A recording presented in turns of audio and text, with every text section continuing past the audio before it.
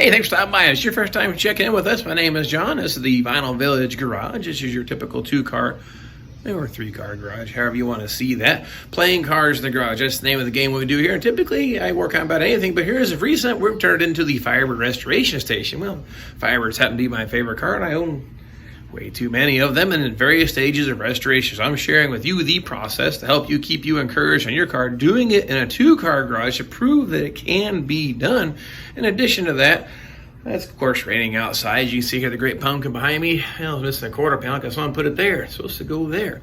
We're not going to get to that today. We're going to do some plug welding. Like, if you want to see some plug welds make yours look like this here, well, stay tuned. That's what I'm going to share my technique, how we do it, how I make it happen here, and hopefully you can get it to work for you just the same if you want. But if not, well, I guess maybe learn a little something or get a laugh. But then let's get this thing started. What we're going to need, this is going to be our test mule. I'm going to use a little bench vise here and pretend this is a piece on the car. Use this for visibility so you get the camera so you can really see what I'm doing and how it's done. I'm going to need some kind of a drill. We got to drill holes and set self-tappers.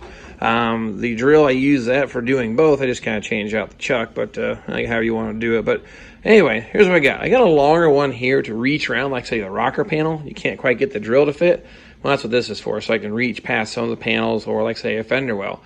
I got a shorty in case you got a restriction area that's kind of tight to get into, so I kind of keep those in my little bin of goodies. And a 1/4-inch diameter drill bit is pretty much spot on. A little smaller, it's kind of tough to feed the wire, and I'll show you here why.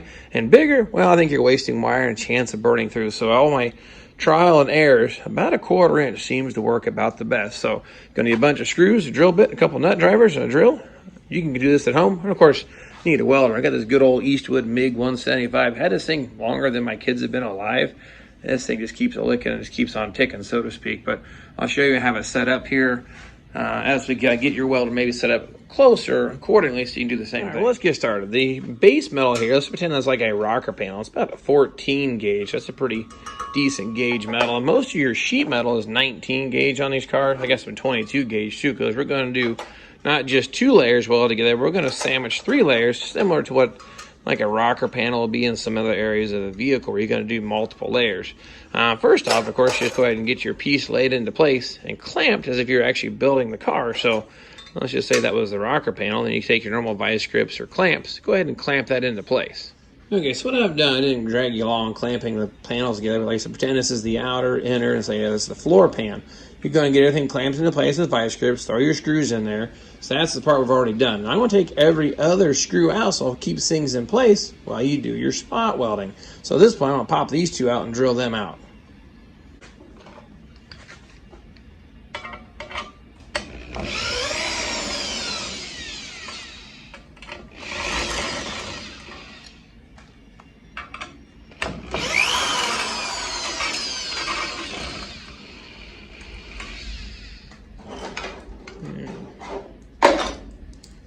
And I'll come back through and drill these out. Now the goal is to drill through all the layers. In this case, I'm only going to drill through the first layer, then hit our base metal. This one I'm going to drill through 1, 2, then just hit the base metal.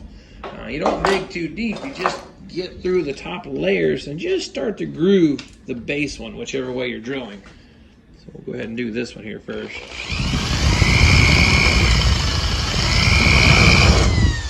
That's good.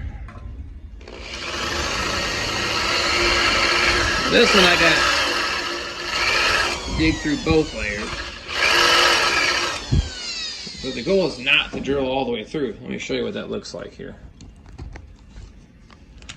Now you can see almost drilled all the way through this layer here. It's really thin, so it's kind of like a tapered or a cone situation. Same as this one here, but it's through all the layers. If you look at this side, you just see, of course, a tiny little hole on the back side. But what I'm done is I actually look really clean. So next thing here, I'll get the welder set up. I'm not actually going to weld it this time. I want you to see what happens there. You see the wire? It's actually relatively small to the hole. But what we're going to do, I'm not going to arc it so you can see it, but I started about the 12 o'clock position when doing a vertical line weld here. Horizontal is a little different. You can kind of go any way you want, but kind of start close to the base of the circle and just do a little circle. But I know on the vertical face, since gravity seems to be our friend or enemy, started about 12 o'clock. I kind of feed the wire in. The tip's at about a 45-degree angle to that. And I'll literally just kind of touch it here and just do a little, either, sometimes I'll do a circle depending how deep it is or watching it, or sometimes I'll just kind of go back and forth, almost like an S. Then it'll actually fill that thing right in. So I wanted you to see how to get that wire fed, but you got to start it like this one here, where it's 3 layers deep. Well, you got to be a pretty steady hand. You got to start at the base of the hole there, and if it's 4 layers deep, it gets a little tricky, but it can be done. But you say start about the base, 12 o'clock spot, and just kind of work it almost like a little circle, and it'll fill right in, and it'll lay out real flat. And I'll go ahead and burn that in place so you can see it.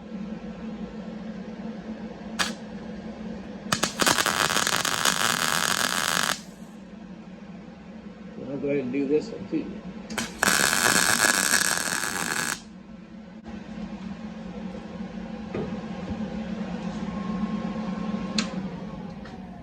Now this one had a little contamination, a little bush right there, but you can see how that one laid out looks just like a spot weld. Well, that's the goal here all along. So let me show you the back side here. It almost looks like a spot weld too.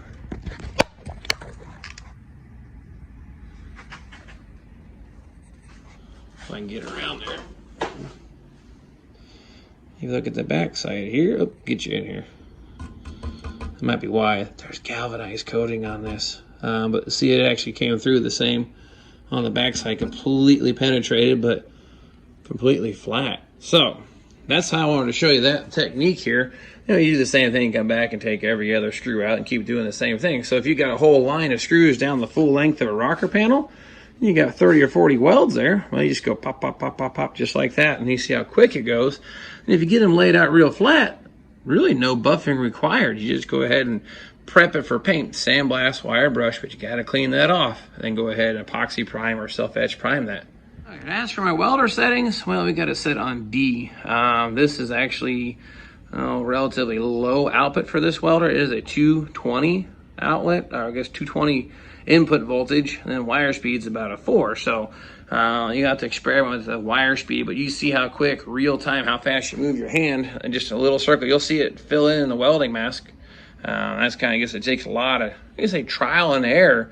But after you get that technique mastered, you save a lot of time on grinding. I was going to wrap it up as for the how to do the plug welds, but don't hang up or click the stop button yet. That technique is super helpful. Now, if you can master it, it saves lots of time, it's super efficient, and a whole lot stronger than some of those factory plug welds. You see me take my butter cutter, you know, the air hammer, the chisel bit, pop those things right apart. Well, this one, I have tried doing some destructive testing. They do not come apart that way. You have to drill these things out. So I can say structurally, I'm pretty confident in saying that as long as you've done it right, you should be better than a factory spot weld for these old first-gen birds. So I got here today, still raining outside. I got a bunch of, I say, plug welding to do on this body. So since I can't work on the quarter panel, I'm gonna climb inside. So if you want to see it in action, stay tuned. Or if you enjoyed the tip and got what you needed from the video, hey, thanks for watching up to this point.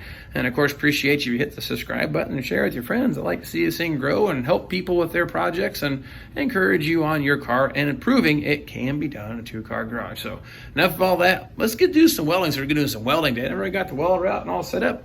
So let's have some fun. A quick little thing here. I put the address if you want to ship me some goodies, some stickers, some decals or something, Firebird related, or think that I think might be cool. I hang up on my wall. I send them to me. I had a friend of mine here, Shaggy's Car Shop. You guys check it out. He's working on 1969 Firebird. He tore it apart a long time ago, and just now finally getting around to putting that thing back together. We've all been there before, tear it apart, and maybe someday is finally now for him. And he's put together a YouTube channel. He's new. Well, relatively new, but you get a chance, stop in and check out his channel. I'll make a little link here somewhere on the screen if I can figure that out. Go check it out. Show another fellow Firebird lover some love and check out his car. And he's making some good progress, and he's doing it in his 2-car garage just the same. So I guess he's Vinyl Village certified. Enough of that. Let's see what he sent us. All right, crossing a whole buck to ship the thing here. So let's see what we got. All right, cool. Looks like we got a couple patches to hang up on the wall here. So now that's super ultra cool. I do appreciate that. I said check out his channel, and if you guys want to send me some goodies to hang on the wall of fame, let me know just the same. And of course my kids got me one too. Not quite sure what they're trying to say with that one, but we're gonna put all these up on the wall. Well, it's welding day here in Vinyl Village Garage. You know, here's what we're doing: welding the frame to the floor pan, and the floor pan from the trunk to the main floor pan together. I guess I started thinking about it. I wasn't going to do much of a video until I realized that maybe there is a bit of this technique that I might want to share with you. To get that to look like this, what I do, of course, you see it's all screwed together. And you see every other screw is popped up because I'm actually taking those screws out, every other one.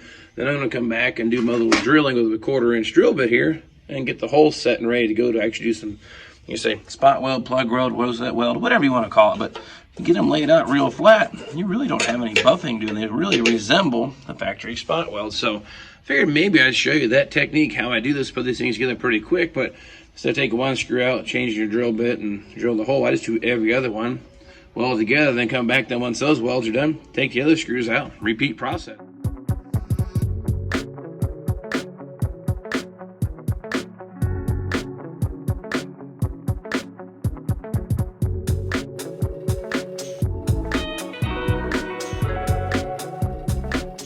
All right, get you up here close personal. What we got done, all those welded in pretty quick, as you can see there. That went real nice, pulled in real tight. So these panels are actually laid up really good. Got the seat brace put back into place. Now all looked really nice, except for this big ugly monster right here. I burned through the side of it here and it's kept blowing holes through it. So it happens, we make mistakes. They're not always perfect, I suppose, but that's okay. It's under the floor. It's definitely gonna hold, just not as pretty as the rest of them are laying down flat. I've still got a bunch more to go. We've got the seat bases to do, the firewall to the main floor pan, and then of course the pinch welds underneath the entire car full length still need to be done. But so that's not something I'm going to drag you along for, but you get the idea how to do that. Take every other screw out, drill a hole, just recess ever so slightly through all the layers. If there's one layer, just drill through the top. If there's 3 layers, drill through the top 2. I need to get my hand to, okay, top 2 and leave just the 1. And then that's where you weld to and build up from that. Because here in the torque box area, you have 3 layers of metal floor pan, torque box, frame rail. So you do have to drill a little deeper till about here. You can see the spot welds. That torque box is kind of this area here. So that's the multi-layer area. And then here where the seatbelt brace for the mount anchor, that's going to be multiple layers. You got to drill through all those too. But other than that, just 2 layers right across the whole back here. And then these here, it goes pretty quick. All right, well, that's going to wrap us up for this time around in the old Vinyl Village garage, how to do some awesome plug welding or spot welds and basically proving that you can be done. And yeah, working that technique. It's going to take a little time. I didn't master this the first time go around. Like I said, it took a lot of trial and error. But at least I can show you the steps to maybe expedite you, getting you to that expertise level a whole lot quicker. So next go around, we're going to try to work on the say quarter panels and the wheel wells on this car, because that's the next thing I'm going to be working on. And after that, just a tail panel. And after that, the shell will be all fixed, and we'll be working on maybe the engine, transmission, maybe some oily bits instead of just the sheet metal. So I appreciate you following that journey. I'm going to get inside and get cleaned up, shut this thing down, grab the camera, and we'll see you guys next time.